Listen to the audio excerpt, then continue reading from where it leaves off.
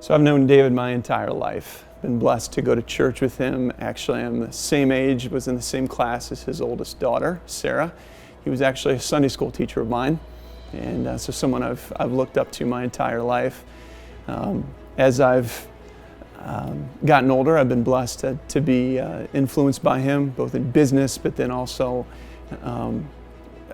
just ministry and even within the community. I've been fortunate to witness him and his impact and really been encouraged and challenged by him and spurred on. So I've known David a long time. Shortly after meeting him, I realized this is a guy that I'm going to have a mentoring relationship with.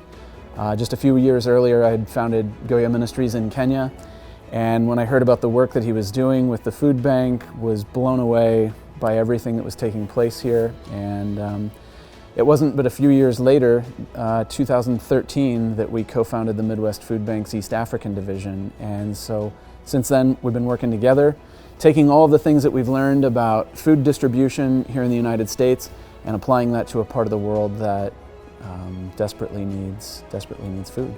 I would say the biggest lesson that Dad has taught me is to always put God first. And from little on up, we always knew that that's where his heart was at. And even to this day, he has 6 married children and 24 grandchildren, and we can always expect every morning that he is going to send us a group text with a family devotion for the morning. He also doesn't know a stranger. I think that's a good business skill to have, be able to talk to anybody. That's been a gift, I think, in the food bank, because he was able to make a lot of connections because he's always talking to people. And God would provide people that could then help the food bank too, because Dad talked to them on a plane or somewhere, and then there was a connection and they were able to help start another division or something else. So that helped the food bank to grow. He's very selfless. He constantly is thinking of other people instead of himself. Same with Mom. Mom and Dad are both very giving and always on the lookout for others. And it's just a great example for us all. They've always said if you see someone with a need and you have the ability to help them, you should do that. So I think he modeled it very well for us, and I appreciate that. Yeah, I could tell early on coming into the family, just this generous and loving spirit that both him and Wilma had.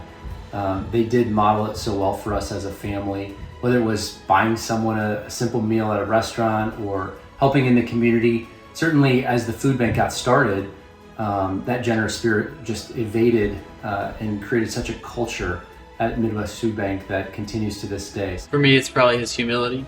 Like, he'll be walking around in here and people won't even know who he is because his name's not plastered anywhere, he won't see his face anywhere, but he's the reason it all exists. So I just think it's cool that he doesn't like flaunt that when I could, and that's something he's definitely taught me, is humility is important. And I never forget sitting there thinking about a guy who has accomplished so much in our community and in the United States and now globally around the world.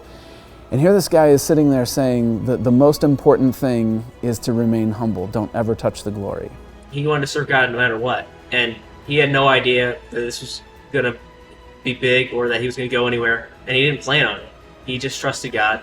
And story after story he's told us of he trusted God even when he didn't trust it, right? He'd make a promise to somebody of bringing something that he didn't think he had because he felt God needed him to, and God provided, and here we are today. What I love is that David hasn't been about building a legacy, that it's actually just the opposite, and he's built a legacy based on not trying to build a legacy. What I talked about earlier, his humility, his desire just to serve a need, and again, the initial need he thought was food, which there is a need for food, but discovered that there's just this greater need for community and volunteerism and all that comes with that. David's made an incredible difference and is leaving a legacy that is so beyond what he first started with. And I think that's what's so great about this, that often those that leave the greatest legacy are those who didn't try to. It just happened because they were being who they were.